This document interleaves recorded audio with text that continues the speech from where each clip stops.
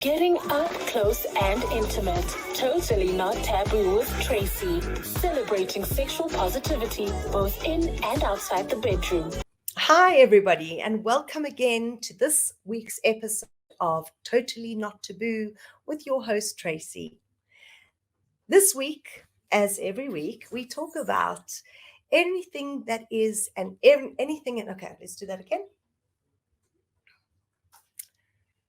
Hello, everyone, and welcome again to Totally Not Taboo with Tracy.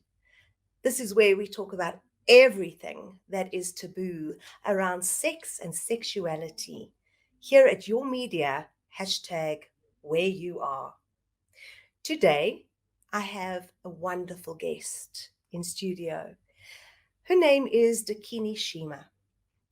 And I'm not going to butcher the word Dakini, do it any kind of injustice.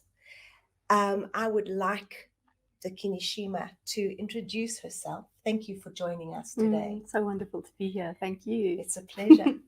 And Dakini Shima is going to tell us all about the work that she does. And we're going to identify what it is about her work that is considered taboo, but we'll get into that as well.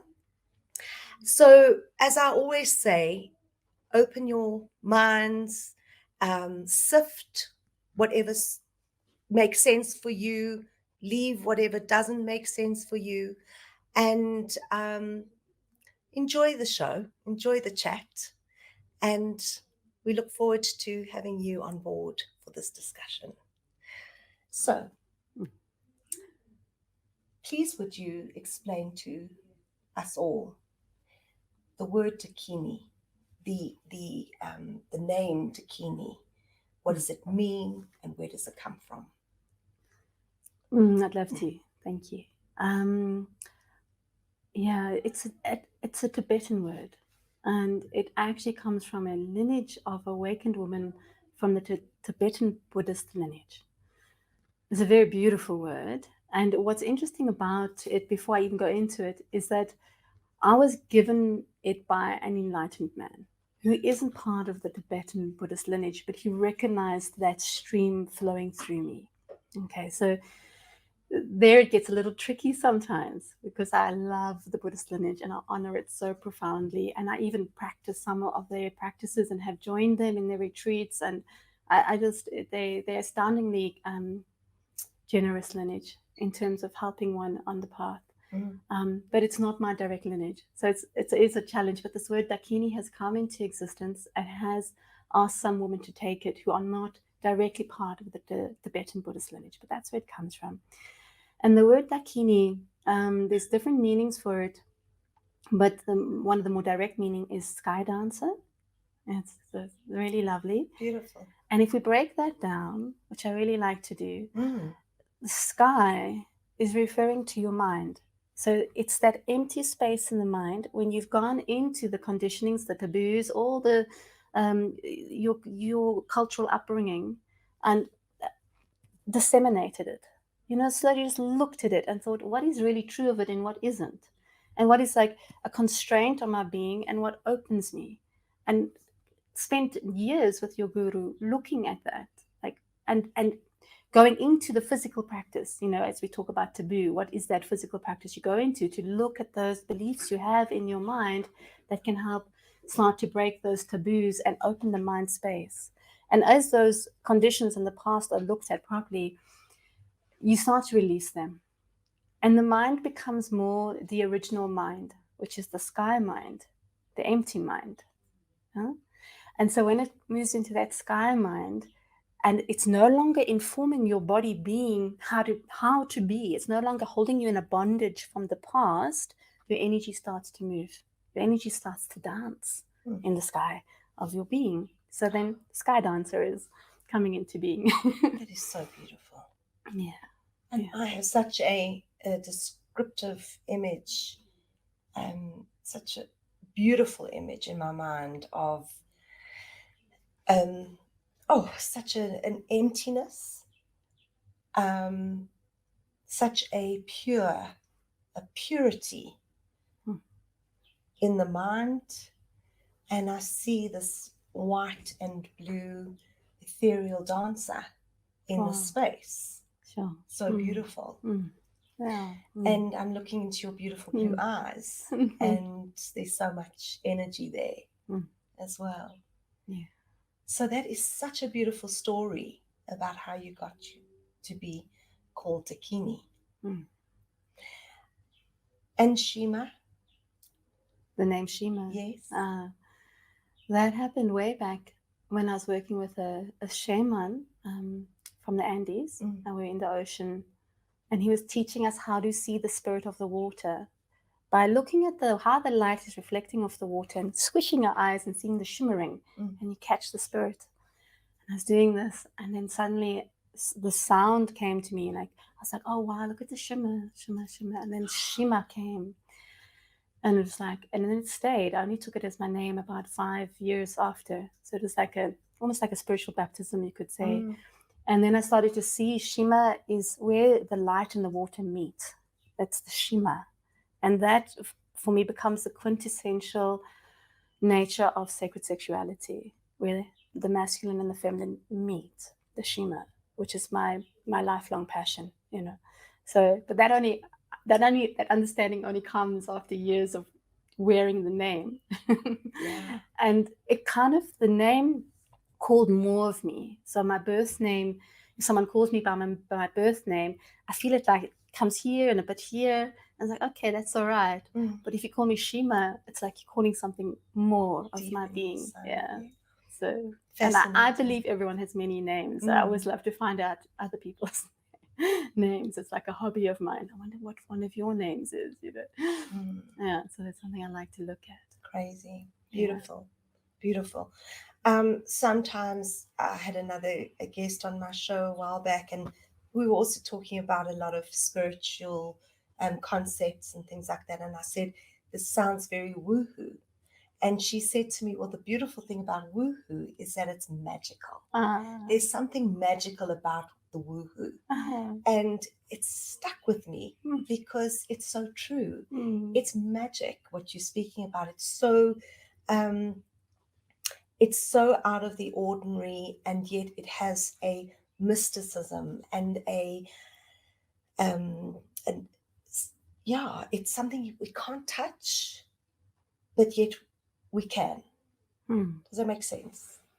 Well, what I love about what you're saying is that it brings in that playfulness and the lightness, because we can get very serious, and it calls in that child of wonder. So it brings the child along into the spiritual path, where oftentimes we grew up in spiritual traditions where the child didn't feel that included. It was a bit much for the child, and it didn't, she didn't really feel so included. And where the woohoo, whatever that might be, for me, it used to be crystals, that invites the child to go on a wonder journey.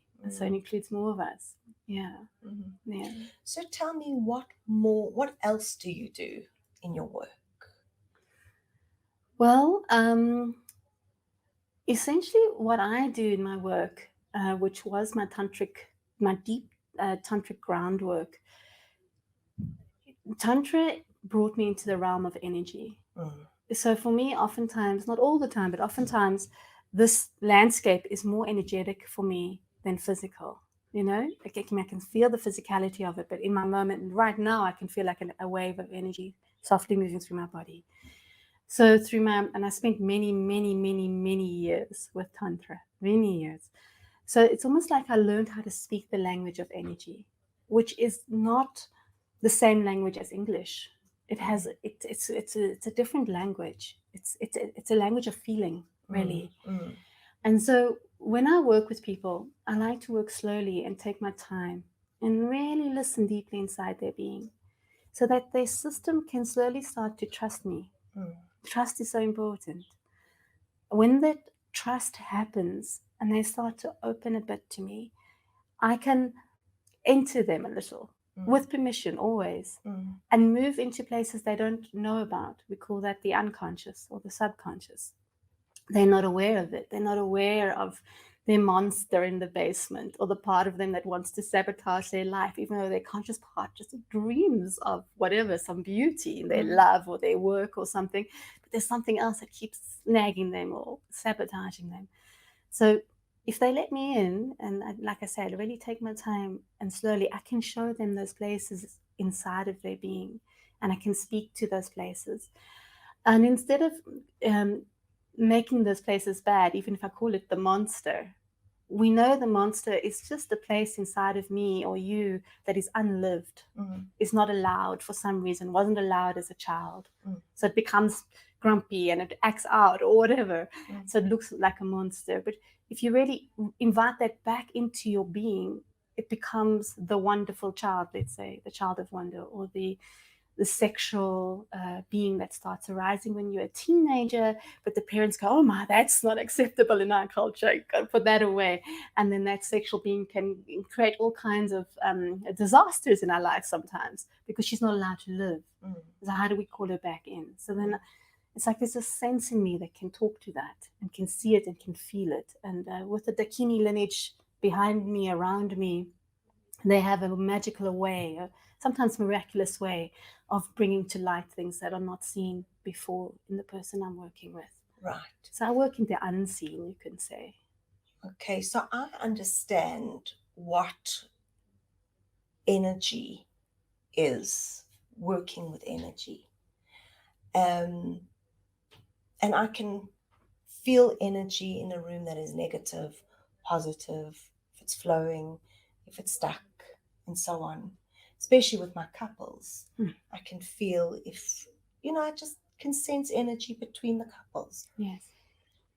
So if you were to break down the work that you do with energy, is it talking? Is it hands-on? Is it Reiki? Is it, how do you get into your clients, into that underworld, that, what did you call it, the basement of their unconscious or subconscious world? So I always start with conversation. Right. Intimate conversation. And conversation I really deeply listen to. I think listening is a very important aspect of my work. Right. And I feel it of anyone doing this work, listening. And listening is not just to the information, it's to what's said between the words. Right. And then what's really central to me in my work is feeling. So there's no feelings that I push away. For me, there isn't a negative feeling. There's just feeling. All feeling is Shakti. All feeling is energy. So you can say we start with the thoughts, and then there's feelings. And those feelings can be like emotions. And so the emotions are often first like, oh, I don't like something, I'm emotional, or I'm blah.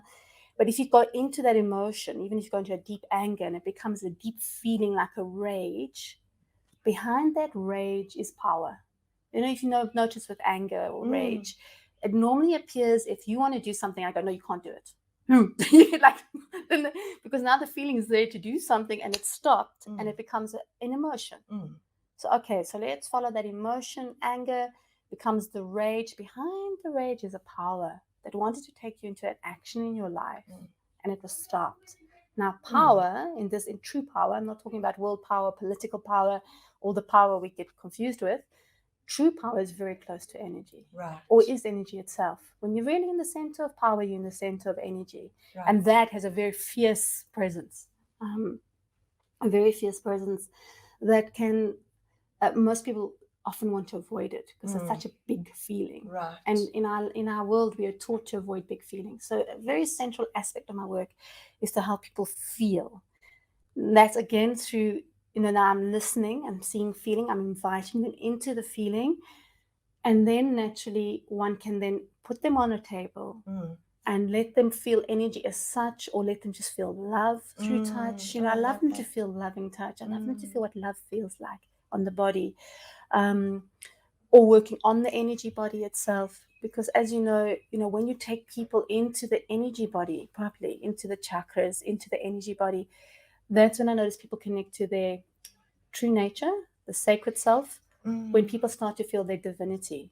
When people, and it's not like we think, when you feel divinity, it's not like, oh my gosh, I'm God. It's not like that. It's not that mind state, It's a Like state. an awakening. It's a state of just not separation any longer. You're not separate from anything. You're not separate from yourself. All of you is wanted. All of you is loved. It's a state I can't actually put into words. It's very hard to put it because it's not in the land of the mind. It's not in the land of language. It's in the land of being. So it's and the only way you can really take people to know that is through the energy body work, which I won't necessarily call Reiki, though I have done Reiki long time ago. But for me, it's a tantric lineage. So the tantric lineage has a very powerful way of working with energy that helps people feel that. Right. And so, would you tap? Obviously, I mean, I'm stating a obvious, but you would read energy and feel energy transference from your client. Are you aware of that transference of energy? Oftentimes what's happening, and maybe you need to explain more what you mean by transference, but I'll just give you mine. And then what I work with people are feelings they don't want to feel. So someone comes with a deep grief of something, they've lost something or someone, or they had a deep grief and they don't want to feel the grief. Anything, they just don't want to feel the grief. So then I show them it's okay to feel grief. I'll feel your grief with you. Look, grief is just unexpressed love. Someone has died. I can't love them anymore. I've got all my love for whatever, this child, this mother, this grandmother, this beloved that has passed. I've got so much love still to give this one. And I can't because they have passed. I can't give it to them. So that's the grief. Like, I can't love them. But it's like, so then the grief is the love stopped. That's essentially what grief is, stopping love. So then it's like, okay, we can't go directly to the flow of love. Let's go to the protection, the grief against the love. I have all this love, I can't. That's a painful feeling. I want to love you, but you won't let me love you. It's painful. How can I feel that love anyway? Even though the person's not here in physical form, or someone has had a breakup in a relationship, I can still feel that love. If I start to feel that love again, the grief transforms back into love. And that, of course, one can go into, in grief, one can go into the deeper understanding where we are never separated from anyone, even in death. But that's a different conversation. But once one starts to, so in that transference of feeling, the Dakini, often she's the alchemist. Yes. Oh, you don't want to feel grief? Give it to me. I'll feel it. Oh, look, it's this love. And then your body gets the imprint from me that it's not, I don't have to avoid feeling that. I can feel the deepest grief, go into the darkest place. Oh, wow, if I really open to it, if I really feel it, I just return to love every time. But sometimes we need to be taught that, sort of like I become the mother then, right? Teaching the child a different way of experiencing grief than perhaps what they learned from their mother or father. And re-imprinting them. And imprint is even not such a good word. It's a deep teaching. You don't have to avoid any feeling, So I suppose that is an embodiment of taking on somebody else's state of emotion, whatever it may be, without really internalizing it. Also maybe accepting it and saying it's okay. It's okay to feel this way. It's okay to grieve this way. It's okay to, you're just accepting whatever it is that's going on for the client, just in a non-judgment way, just holding space, just containing it. So my kind of transference is really just about, I'm sure you feel this transference of emotion through energy, or transference of what's going on in the room through energy. So you can possibly feel incredibly sad if your client is sitting with incredible sadness, and that's transferred onto you without really taking it personally, or getting depressed, or having to feel like you need to cry. It's just a transference of energy.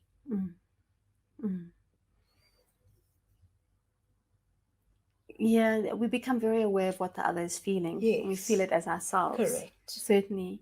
Yeah. And sometimes I might even weep with my clients because tears are just love flowing. So it's like, and if that happens ever, it's such a gift that someone would bring me. Sure, it's a hard one. But because I truly don't have any judgment of any feeling.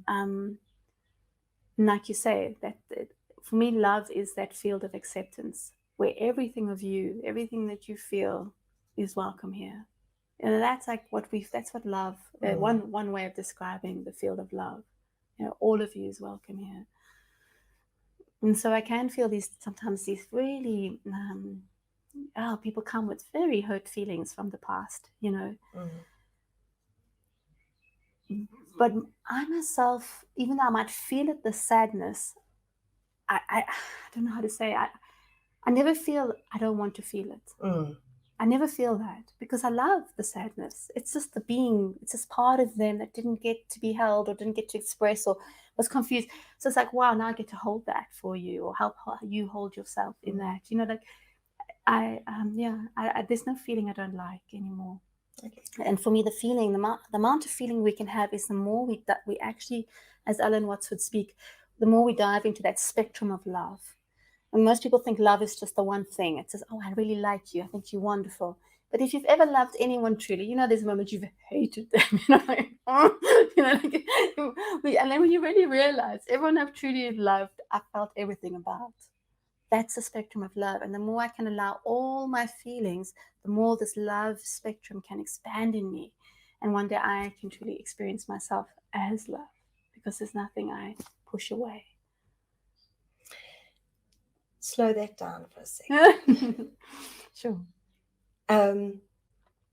When I experience myself as love, then there's nothing I can push away. I've heard that many times before, and it's starting to resonate for me as you're saying that. Little bit abstract. Tell me more about that. Have you ever been in a field of someone who just really accepts you as you are? It's like, and you know it. They just, it could be a relative, it could be a beloved. Like that just, yes. When you're around them, you just know, okay, look, they're not perfect. They might now and again think you're full of shit or something. Yeah. But mostly they just really just get you. They're on your side. They know who you are. They feel you. They just accept you. And when you're around them, you feel like a love flowing through you because you don't have to have your defenses up. You don't have to protect from their judgments, from how they think you should be. So suddenly you start to feel more of your own being. You feel more of yourself. And that's what I'm calling love in this moment, where there isn't anything about you that isn't allowed, isn't accepted. It doesn't mean we don't look at ourselves and go, I've got something unconscious here. Let me try to bring that to consciousness, or there's some whatever language I want to learn, or I'm awful at public speaking, or sometimes my social relations are just not so great. Let me try to figure that out. It's not that we're not learning. I mean, learning is a wonderful aspect of our existence. I mean, to learn, but learning about who I am and expanding who I am doesn't mean who I am right now isn't acceptable. And I think a lot of people have that. I'm going to learn something so I can be a better person, so I can be more loved, so I can, better myself, instead of just, I love to learn.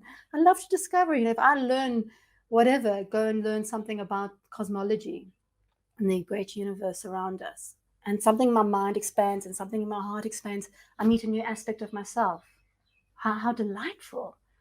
But it doesn't make me more lovable than before, So that right now as you are, that's in a way, how to say, it's like as lovable as you'll ever be. Nothing's going to add to that or take away from that. It's like the ocean. It can never get bigger or smaller, Just changes and everything. But that ocean doesn't actually get bigger. It is. It's quite an amazing phenomenon, actually. And so that's you. You're that ocean. And you're never going to be more lovable or less lovable. You are that. This. Beautiful. Beautiful. Yeah. So now I want to talk about Tantra. Right.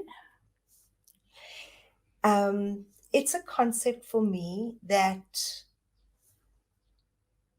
I get because I have experienced the spiritual engagement of Tantra. I'm a touch bunny, I'm a touch whore. Oh, beautiful. And I always say to my clients that the brain is the largest sex organ in the body, and the second is the skin. So in order for us to connect intimately, we need to be present. And when we are present, that means there's nothing else going on in the mind. We are receiving without agenda. We're receiving just for the sake of pleasure, and we're giving for the sake of knowing that our partner is in pleasure. And there's nothing in, we're not expecting anything in return. Also, that the brain is responsible for eroticism, and we can go there if we want to, and we can choose not to go there. It's all up to how we want to map our being in this world, our sensual being in this world. And then, of course, there's the skin, and how we are so guarded. Some of us, a lot of us, we avoid touch because what does touch mean sometimes? It means that I have to have sex with my husband or my other, whoever it may be, that if they touch me, that means I have to do the deed. If there's a slight massage on the shoulders, or they come up behind me while I'm doing the dishes, that means there's another agenda. And then that's the brain and the body going into a whole different story. So Tantra for me is a combination of the mind and the body playing together. I want to hear from you. If you were to describe to the layperson what Tantra is, please, the floor is yours. It's interesting because we're talking about, this dance of touch and love and expectations. So I'm just trying to bring in a description of Tantra that might fit that. So maybe we can dance with it and play with it and just and spiral through it a little bit, because there's another question happening in you besides what is Tantra, but a Tantra can answer that, this patterning around sex and so forth. So now as you ask me these questions, we move more into energy, and that's often when I say slow down, I need to feel that.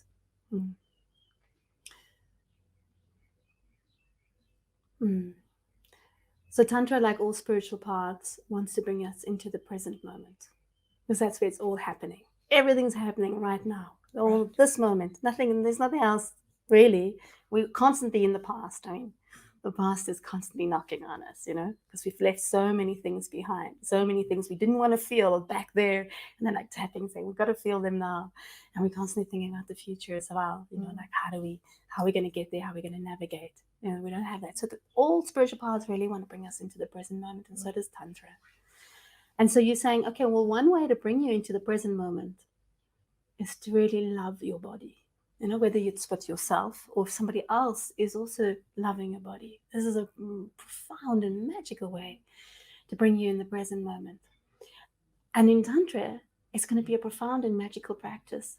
For me, if I touch you, or, if I touch my partner or something like this, to see their patternings, to see how they're caught in the past. And that's exactly what you just said. I want to offer, I'm going to bring you to the present moment with some loving touch, and your pattern comes. Some sexual energy rises in my body. What does sexual energy mean? It means we have to have sex right now. Does it mean that? Is that what sexual energy means? Is that true? Because maybe sexual energy means I'm going to go make a beautiful poem, or make a beautiful film, or have a wonderful conversation about intimacy with you, or drop into intimacy with you, and not, how can I make love in this moment without going into physical penetration. So the patterning on our planet is sexual energy equals sex, sex equals penetration. And in the feminine body, and in a masculine body, it really doesn't always mean that. And so there already, Tantra is going to come in and use this practice of touch to show me your pattern. What is your pattern? And when I see your pattern, then I can see the unconscious, I can see the story. If I can release you from that pattern, you can become more free to exist in this moment as you are. Great. So what is Tantra? What is it? Well, the very word Tantra, is Tan and Tra. The word Tan is the way, the method, the way, the path. The Tra is into the expansion of the self, is into the expanded self, is into the awakening of self. So Tantra are the ways of the methods that awaken the self. And we just discussed one right now, the method of I touch you, and then I see where your patterns are around being touched. Some people's patterns around being touched are to withdraw and to protect themselves. Oh, it's too vulnerable. You bring him in. Sometimes that's going to sex is to avoid the vulnerability. Like sex, yes. Sex for women can be very vulnerable and also very, she can hold a protective position there. Sex for a man can also not be a very vulnerable place. So you're touching this man with such love. He's starting to feel his heart. He's starting to feel, wow, this woman has some power. I'm feeling things. Oh, she's touching that. And he's starting to feel. And for a man in our culture, feeling isn't such a place of strength. He's taught not to feel from very little. Absolutely. All right. So he's going, I don't want to feel, let's have sex. Then I don't have to feel that much. I can ejaculate quite quickly. It's over. Boom. I've avoided vulnerability, which is the exact opposite thing that you want. You want to take him into the vulnerable so you can meet his heart, so you can invite that juicy intimacy, so you can feel that, divine meeting between the two of you. And then the sex happens and somehow we went to sex and we avoided vulnerability. What happened? Wonderful. You've just seen a pattern. That's a tantric method to show the pattern. So now how do we work with that pattern? What are you going to do with that? So as a tantrika, tell me your role in your practice, first and foremost. I sense my role is often simply guiding people back to the truth of who they are. Just keep navigating them back. They go a little bit this way, that way. They forget a little bit. They go out of alignment. They get caught. We often get caught by the mind. It catches us. In a way, sometimes I feel like I'm the one in your corner.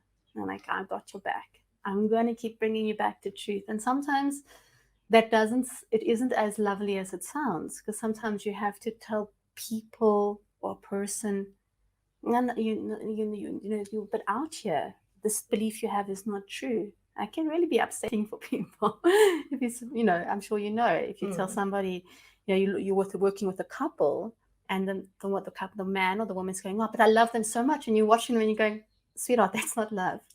That's some confusion you got from your mommy or daddy. That's not love. You can't just criticize them 24 hours a day. I know maybe your mom did that with your dad, but that's not love. She might not like to hear that. That might be a strike for her. Like, whoa, what do you mean I'm not being loving? I'm just trying to help him to be his better self, So Neo-Tantra, as we know it, is body work, right?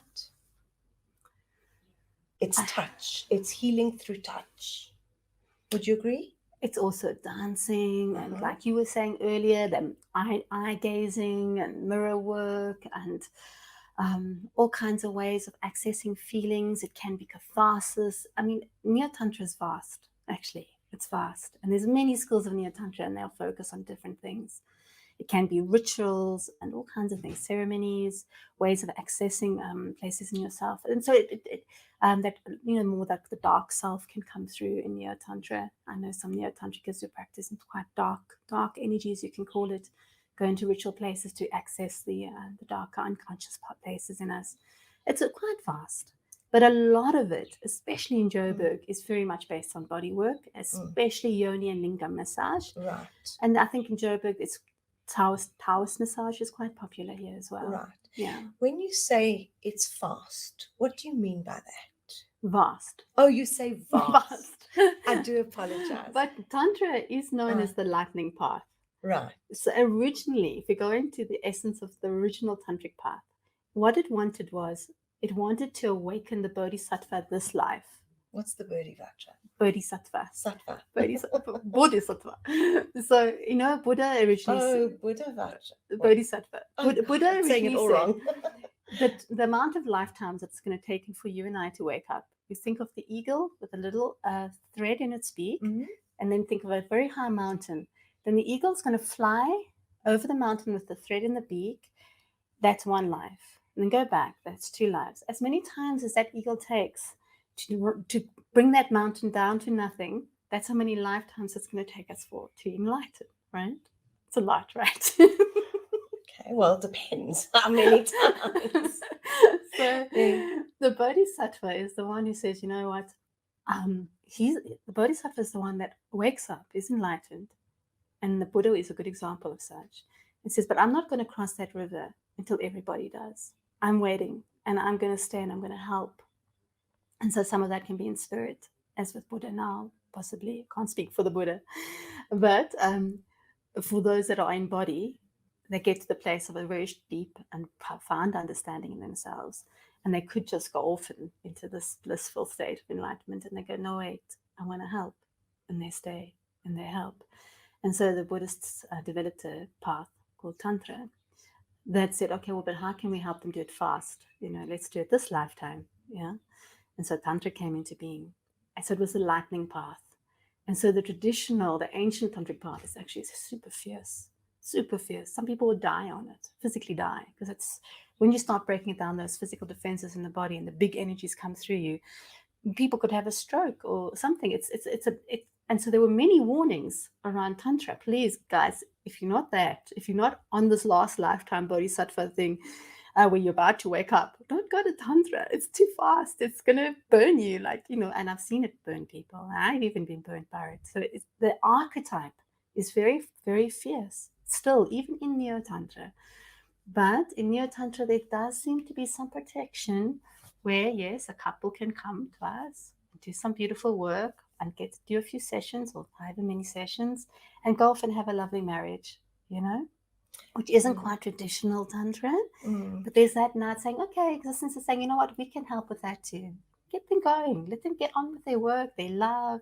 How do I avoid vulnerability? How do I get into my protection? Go lovely, go do that beautiful work. And Neo-Tantra helps with that now.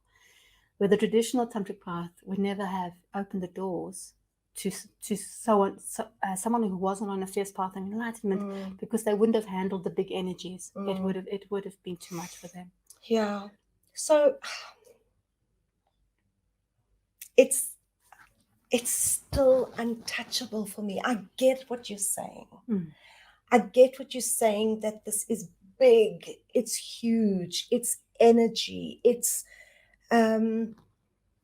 and using Neo-Tantra as like paths towards feeling that parts of the vastness of Tantra. And we as practitioners can give our clients a little taste here and there of Tantra itself. But, when we hear that celebrities practice Tantra in their marriages, what does that mean? Are they doing Yoni massage? Are they doing lingam massage? Are they doing energy work? Are they doing, I've been watching Sex, Love and Goop, and doing, watching the erotic body map. Is it called erotic body map with Jaya? And just watching herself and her partner Ian doing, this erotic energy. I don't know if you've seen that. I've watched the first one and a little bit of the second. Okay, I so haven't I'm watched giving the whole away one too yet. much. No, it's great. I know what you're talking about though. Yeah. That erotic body map. They talk about the kinky, the sensual, the sexual, the The five different types of energetic, people. and then the shape Shifter. shapeshifter. Who's Yeah. Yeah. And I find that very interesting. But the one scene in the one episode is where her partner is seriously, moving that energy through her body, which I've seen personally in, live, watching the energy through the sexual energy through the body and as it shakes and so on.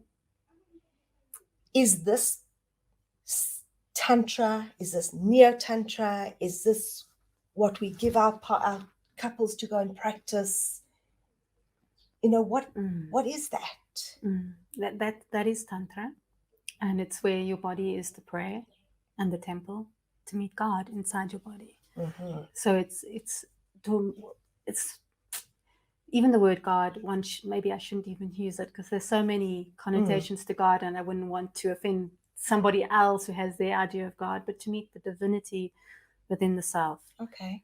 So that was the traditional tantric path, was to use a tantric practice or couple tantric practice where you're with your consort, and they would have different definitions. It wouldn't be like a boyfriend or a husband.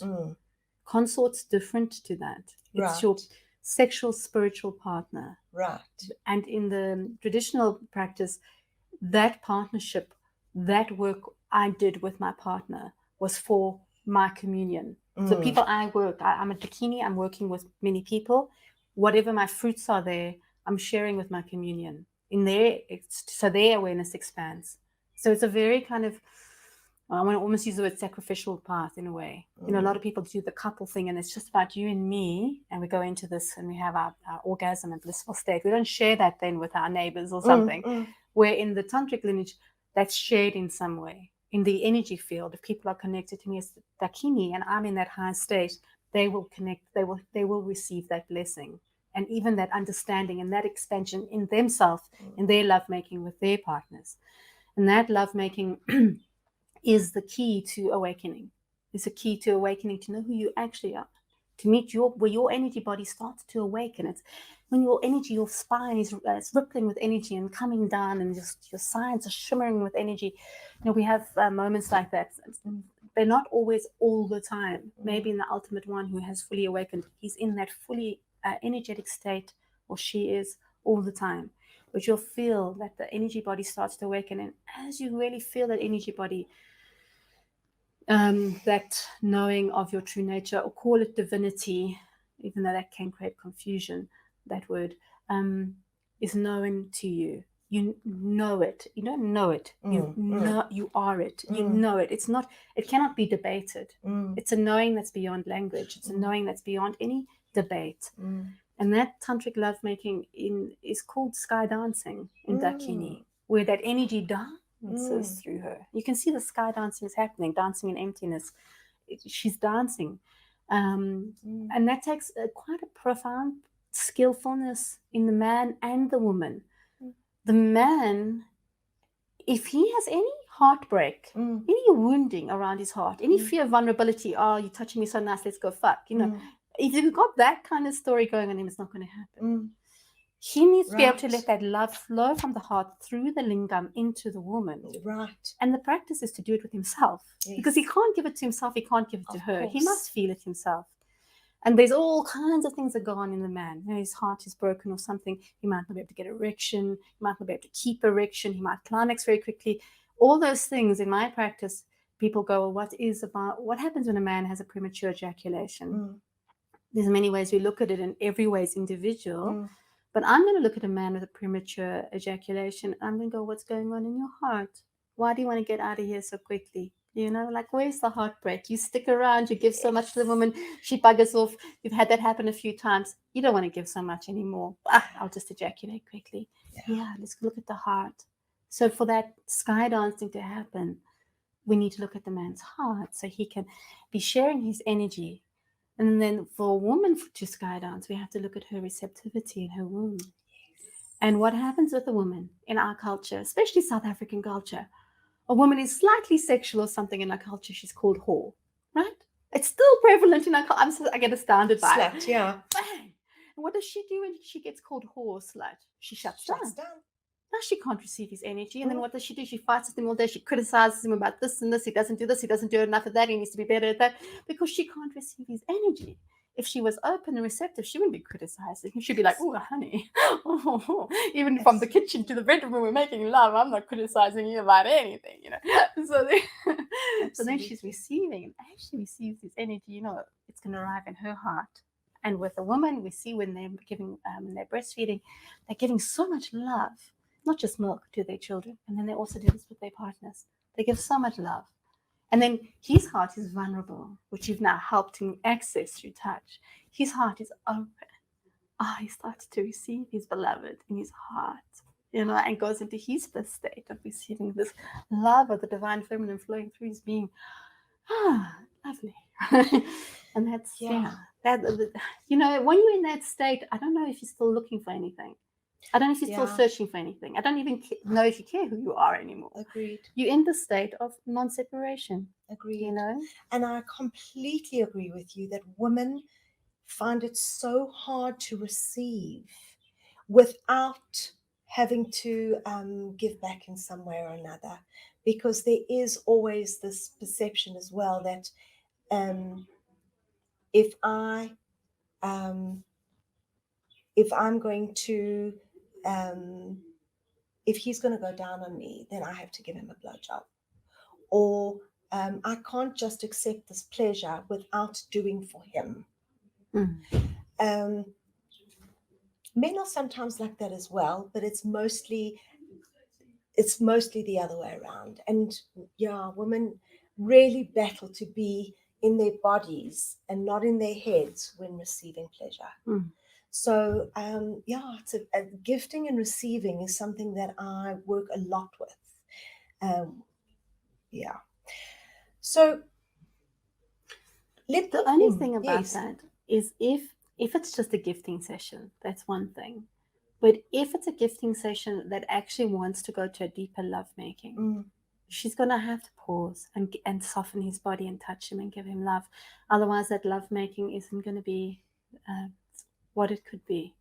And most times I've noticed in our culture, the thing is that men have been so dominant in sex and so controlling of it that it's actually very seldom that a woman rolls a man over and says, okay, honey, come on, let me give you a little here. Let me touch your body with some love. Let me just touch your body without goal love. I'm not going to make you ejaculate. I'm just going to, And men actually really need that kind of touch if they're going to stay in the lovemaking, if they're going to, if they're going to open to more bliss themselves, and then their body activates. So I really hear you, just to be able to receive, and that's beautiful to form and to learn that, and I think very hard.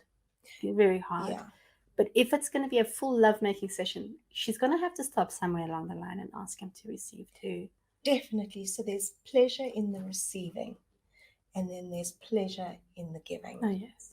And that's the dynamic that has to be explained. And there's got to be surrender for both the giver and the receiver.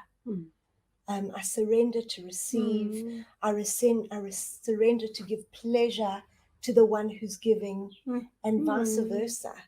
So I love that. That's really about just getting pleasure in being able to give and receive without an agenda. So that's really beautiful. That's being present. So ending off, the taboo. Taboo around Tantra, taboo around spirituality and sexuality. And why do people poo-poo it? Why do people see it as so dark? Or, I constantly get reminded by somebody in my life who keeps saying, oh, Sting and his wife practice Tantra. And it's like, there's a taboo around it. What is this taboo? Sure. It's a deep question. It's really a deep question. And just the first thing that rose in my heart as you spoke about it is if we come into patriarchy And I'm not someone who's against patriarchy, because I believe in the evolution, it was necessary. So I'm not coming from that place. But patriarchy had certain necessities in it for it to exist and for it to thrive. And one of the necessities was to suppress the feminine, or the goddess, the divine feminine. How do you suppress her? How you suppress her is you separate her from her desires. You say, women aren't allowed to desire. Then immediately, one of the goddess powers is to desire. In my desire, I bring a manifest spirit into form. And it's desire is a power of the feminine. We take that away from her. We take her away from her access to sexual energy. We take her away from her access to sexual pleasure. When we take that away from the feminine, we control and dominate her, and the patriarchy comes into power. As even if I ask a more religious man to say, hey, ask me what I desire, he can't. I had this have a Christian coach, and I said, you need to ask me what I desire, what I want. He couldn't do it. I was like, his name's Adam. It was like Adam and Lilith. It was so funny. So I sense, as we spoke about that was the taboo I felt rise in my heart. There's a great taboo, and that's shifting now, because in the evolution the feminine has been learning her lessons about the abuse of power and stuff. The masculine's been a fantastic for us women. When we rise into power, in the past there was abuse of the feminine, which I won't go into now, of the matriarchy. I believe one of the things of the patriarchy was to show us a mirror of the abuse of power. Look how this can go badly, woman, We've been learning, hopefully we've been learning, and we might need a few more lessons, or a bit more awareness. But I think we're getting there. And as that awareness has descended in us, we are now accessing that again. But for many people, like you go, they're like, that's wrong, that's taboo. Women can't have that. You can't go into so much desire, and it's like taboo. So and there's many layers and there's many taboos, but that's just the first one I could suggest that one could contemplate. Spot on. I really, really think that's fabulous. And that resonates with me, because as women in general, and I'm making a general statement here, we don't allow ourselves to feel desire. We squash it. We, as you said, any form of display of sexuality, a freedom of sexuality, we're already labeled as whore, slut, loose, and so on. And we cannot be in our pleasure. We cannot be seen as being in our pleasure. And if we are in any way seen as being desirable, we're a threat. We're a threat to other women. Because what it says to other women is that it's possible, and we're afraid. And don't be too big, don't be too gorgeous, don't be too sexy. Don't bring attention onto yourself. Be demure, be less than. And our sexual energy as goddesses is very, very powerful, and I can understand how men have tried to suppress that, because I think they're afraid. They're afraid of how powerful our sexual energy is. So, Shima, I thank you so much for taking time and to join me here in the studio. It's been the most enlightening conversation. And your energy is just beautiful. It's just love. And it's just been such a pleasure to chat to you. So thank you. I've really enjoyed chatting to you too. I can feel there could be a lot to talk about. And just to close, do you mind if I just share a little bit about my school? Oh, please. Yeah? Absolutely, yes. Well, I don't really want to say my school.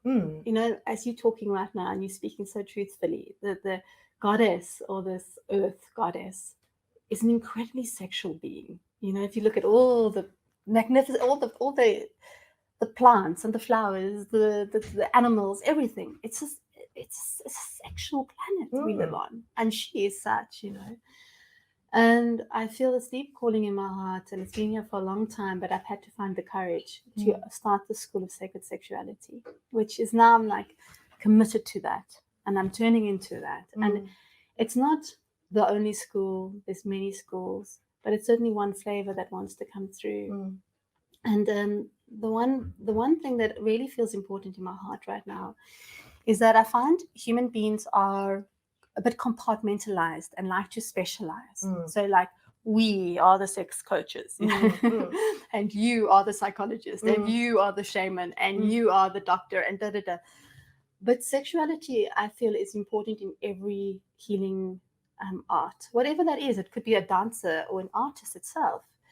And my experience and my noticing of things is that a lot of people are just not doing that work. Like, I work with ayahuasca as well, and I've noticed in that field the shaman are not doing their work with sexuality. They're not giving it attention, and then it creates distortion. Like, I had one shaman in one of the last ayahuasca ceremonies that you just pour shame in me. I got filled up with it, and it's like, dude, you got to do some work, So the school initially would like to offer modules for people who might not want to become themselves specialized as a Dakini or a sex coach, but would like or are aware that having the knowledge, doing their own work with their own sexual nature, their own unconscious sexuality is going to be invaluable to their work, whether they're a massage therapist, a yoga teacher, a doctor, it doesn't matter.